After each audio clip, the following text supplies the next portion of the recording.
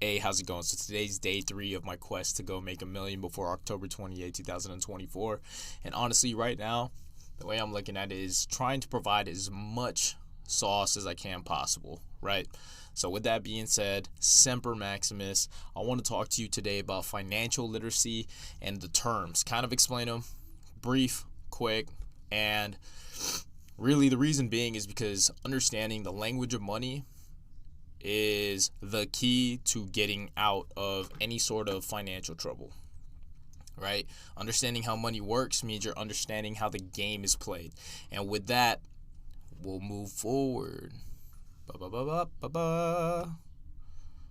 Oh, there we go. So, financial literacy, what is it? It is the ability to understand and effectively use various financial skills, including personal financial management, budgeting, and investing, right? You have to first be able to manage your own personal budget. You have to be able to save money, even if you have no money, right? That is the first step in whether or not you have the discipline that's required to manage bigger money, right? It's about figuring out how to set aside funds and pay yourself first, right? And we'll get into that in a bit. Right, so there's two types of incomes. There's passive and active income. Active income is when you work for that money. It is your earned money, earned income from like your job. Whether you're an entrepreneur, you're working and building skills in order for you to gain active income. You have to work for that income.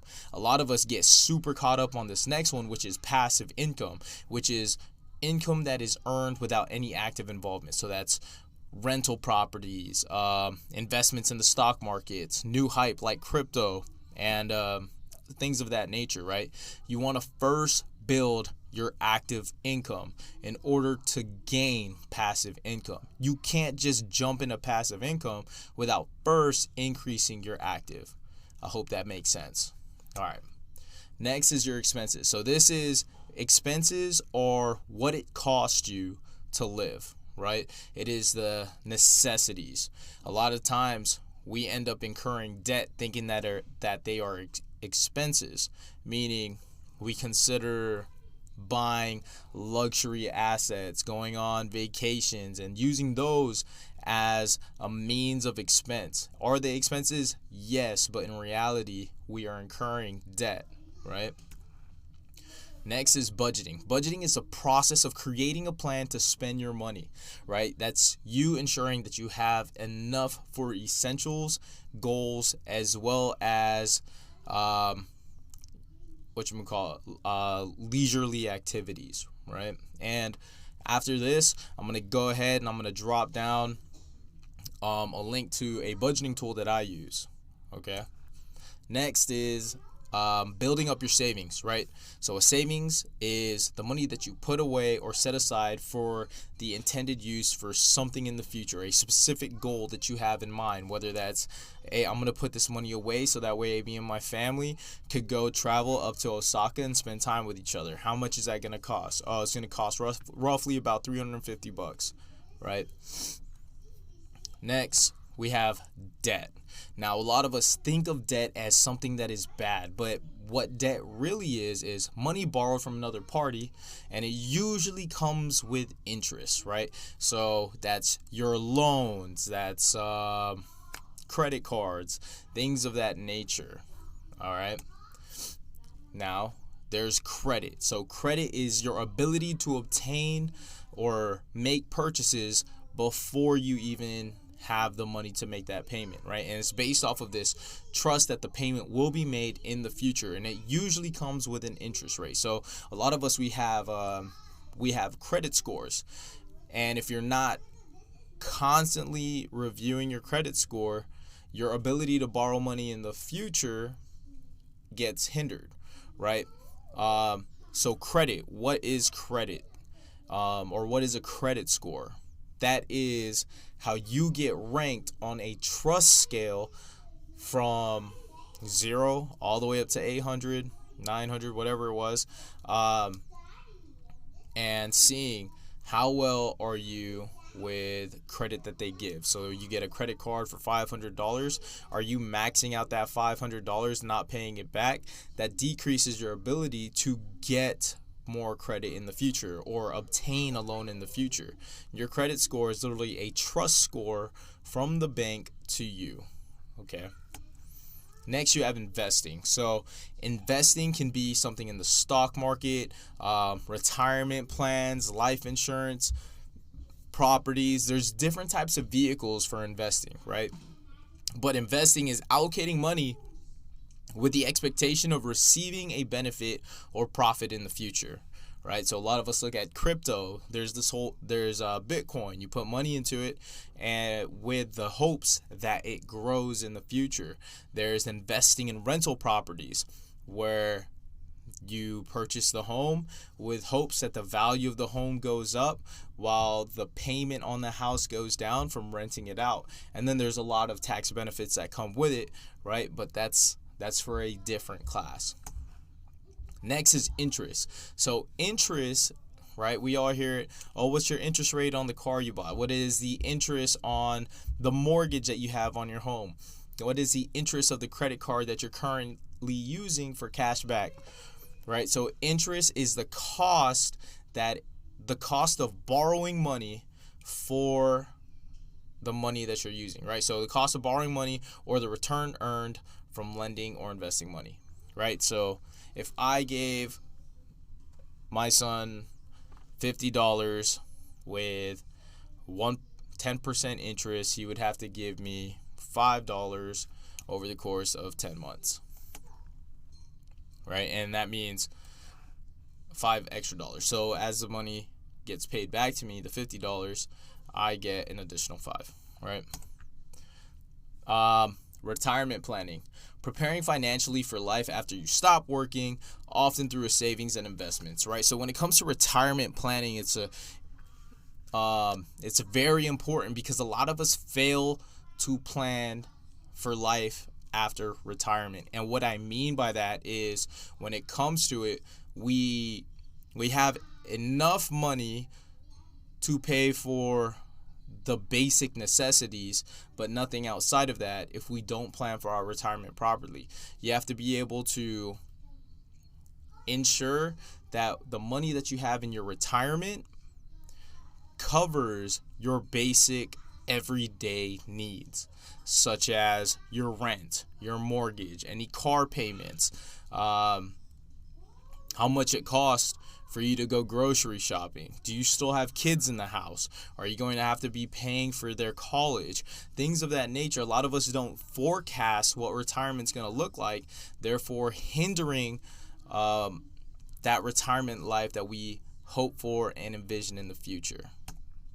Right? And then next is taxes, right? So taxes is mandatory financial charges imposed by the government to fund public expenditures, right? So we get taxed upon tax, and it's so that way we could pay for any type of public expenditures. And what public expenditures is like, being able to have a military or state force, so things that pay for the school, so on and so forth, right? Not going to get into taxes too much. All right, so insurance, it's a contract providing compensation for specific potential future losses, right? So you have life insurance, car insurance, renter's insurance. And one of the things that I am a very big advocate for is life insurance. And the reason why I say that is because we get insurance for our homes. We get insurance for our cars, right? And those things are liabilities. But we don't get insurance for the greatest asset, which is our lives. Meaning, if I die today and I don't have any means of life insurance, I'm putting my family in financial hardship because they're going to have to cover any funeral fees, anything of that nature. They're going to have to fly me out, or any burial services, which cost roughly about $25,000 to $30,000 in order to just get me buried. All right. So big advocate for that. And there's different types of life insurances that you could use.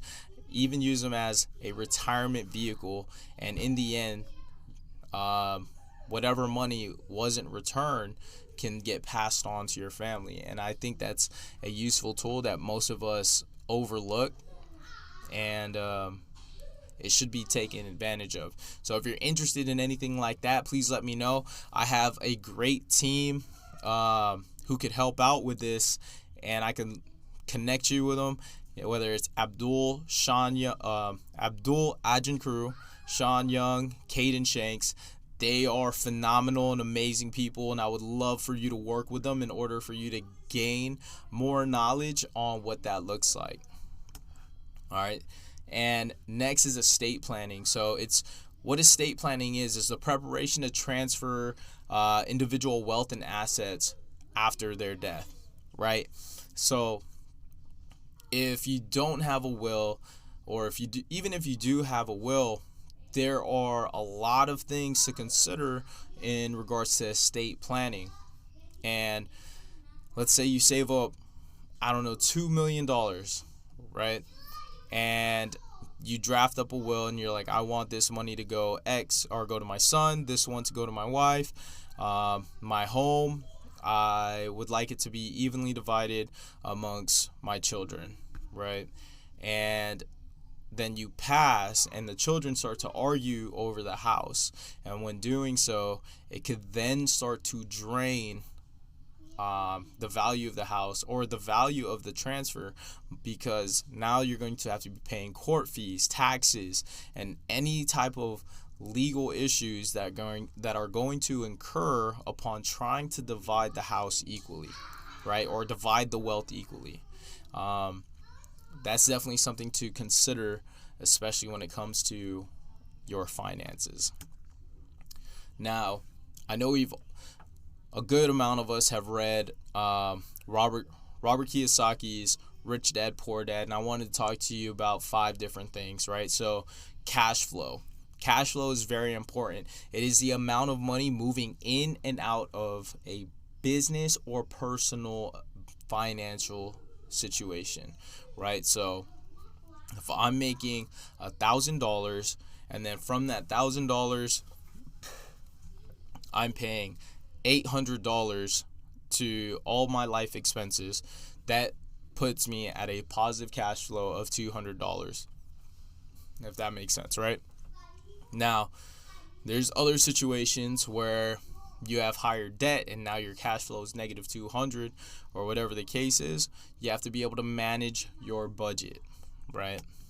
Now, next, there are 4 different styles of working, right, in order to create an income. You have being an employee, which is 90% of the workforce today, or 90% of Americans are employees. We work for someone else, creating someone else's dream and making someone else rich. It is a person who is employed for wages or a salary, right?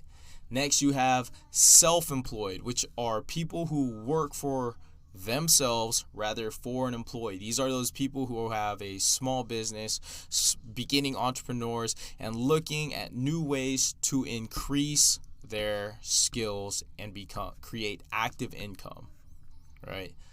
And then once those small businesses start to grow, they become business owners. These are an individual who owns and operates a business, taking on the financial risk as they deem fit, right? So self-employed, you're someone who works in an Etsy shop, or you are a life insurance agent and you're working predominantly for yourself, and then you decide, you grow your team big enough and you decide that you need to be covered, and you open up an LLC, and LLC, limited liability company, or some sort of corporation, and now you are an official business owner who is taking risks, right?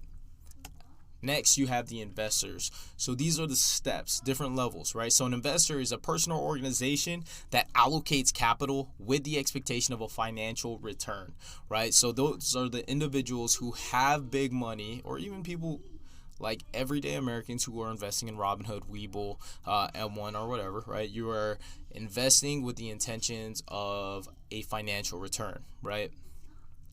But people who become business owners and start to see the bigger picture, start to invest in other companies and take those kind of risks, put capital down on things that they believe in, and then watch whether it's going to bring them money back on a return based off of the contract or agreement, right?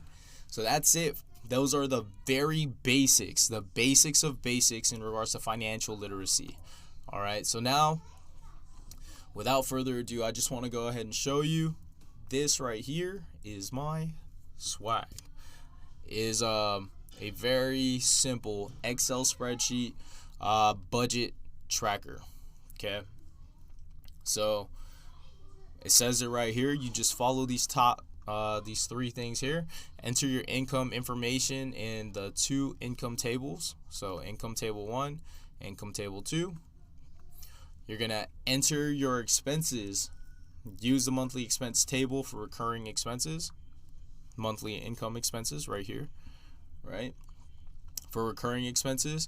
And then these are your planned expenses over here, where you have vehicle registration coming up, or vehicle safety, or if you're in Japan you have the JCI or the road tax that you have to pay for, right? And then 3, enter a starting balance in the January column on the annual budget table below. So this is the annual budget by month. All right, so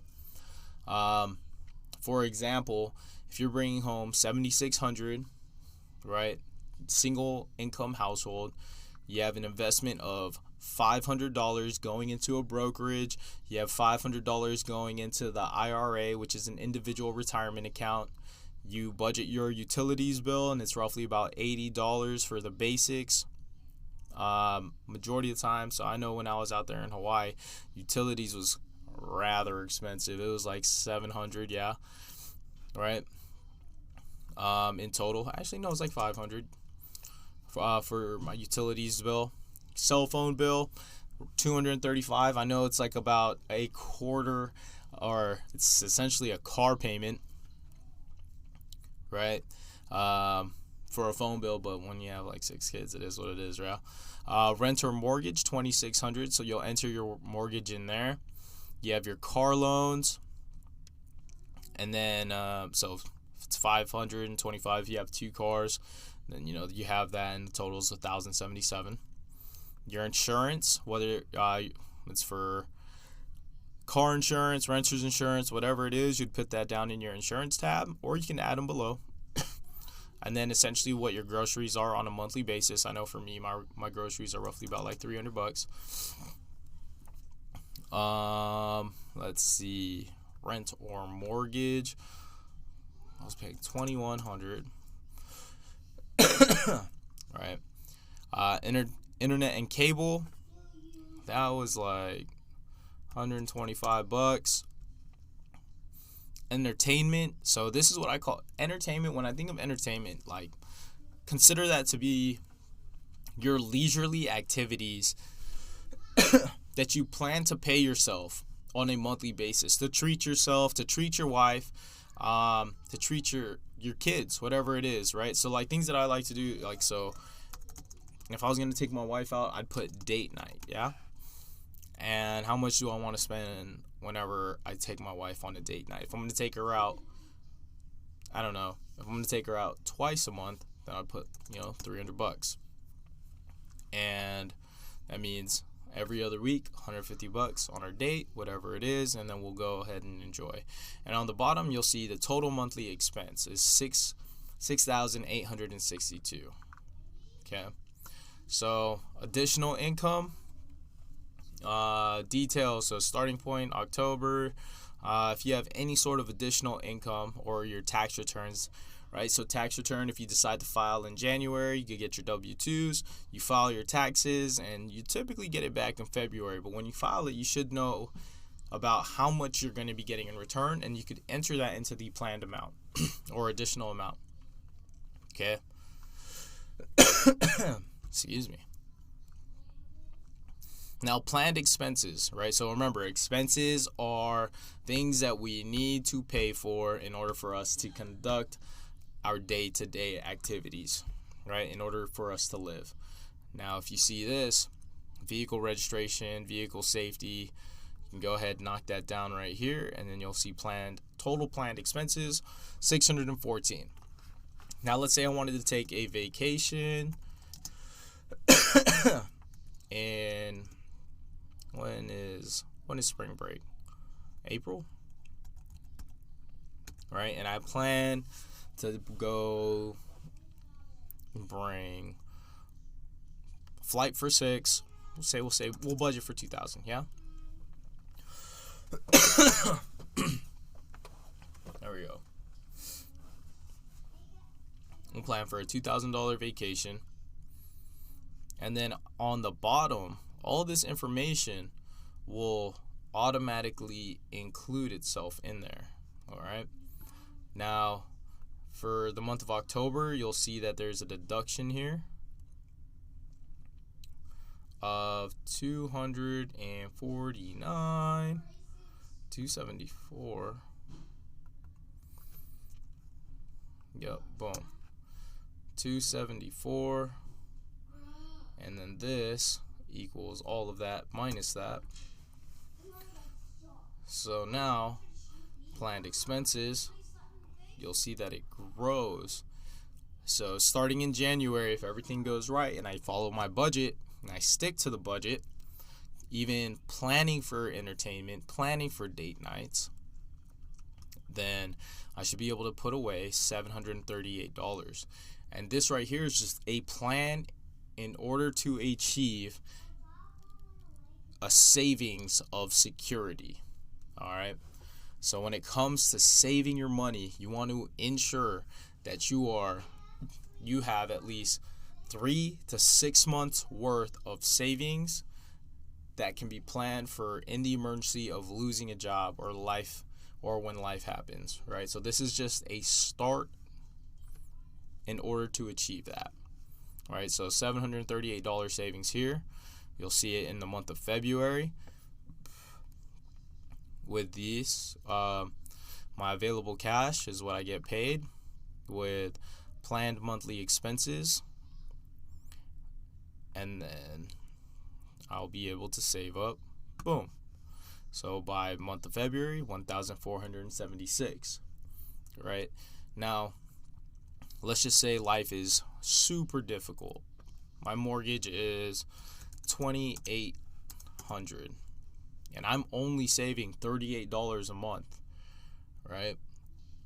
You'll see, if I'm only able to save $38 a month, by the time I get to October with my planned expenses for the month of October, boom, boom, being 274, it'll deduct from my savings 106. Then I have another planned expense of $340 right here, and now I'll be in the hole $196. Now, if I'm living life this tight and I'm still going out spending $500 on entertainment and then $300 on date nights, something has to give, right? I'd probably have to cut down my entertainment. I would have to cut down my entertainment, or I could find a way to adjust any of my bills as deemed necessary. But remember, your expenses should be the things that are required in order for you to live every single day. Live a life without fully struggling, right? So you have to plan and create a budget that fits your situation better. So I really hope that you could use this in order to begin planning. And if this is too much for you, or keeping up with this is going to be too much of a hassle, then you could always use Rocket Money. Honestly, they will charge you whatever you deem fit. So if you can only budget for $5, they will take $5 on a monthly basis in order to get you right. You could load up all your bank accounts on there, all your credit cards, as long as you remember your sign in, and they will do the work for you. They'll tell you, hey, this much you spent this on your bills. These are reoccurring payments. These are all your subscriptions that you have going. All right, they'll tell you that. All right, so entertainment. So I would cut Netflix, Hulu, Crunchyroll, whatever it is. I had a buddy who I was helping out with his finances, and he had 7 different streaming platform subscriptions, and I didn't even know that there were that many out there that you could subscribe to, right? So you'd have to adjust that as so. So I hope that you could use this in order to kind of gain an advantage on your budgeting before it gets too late, because once it's too late, it is hard to make a comeback, right? But if you adjust your entertainment, and you'll see, I cut out $200 from entertainment. I kept date night the same because that matters the most. And you'll see now you're saving $338, and you just watch it grow, right? Even in the month of October, you were still able to come out positive. In the month of November, you lost $2, but then by the month of December, $3,442. It's crazy to think about. All right, now, again, I hope this was able to help you out. Again, I'm just trying to give out free sauce. I'm not looking at creating any extravagant videos. Just trying to help everybody make it. All right. God bless. Semper Maximus.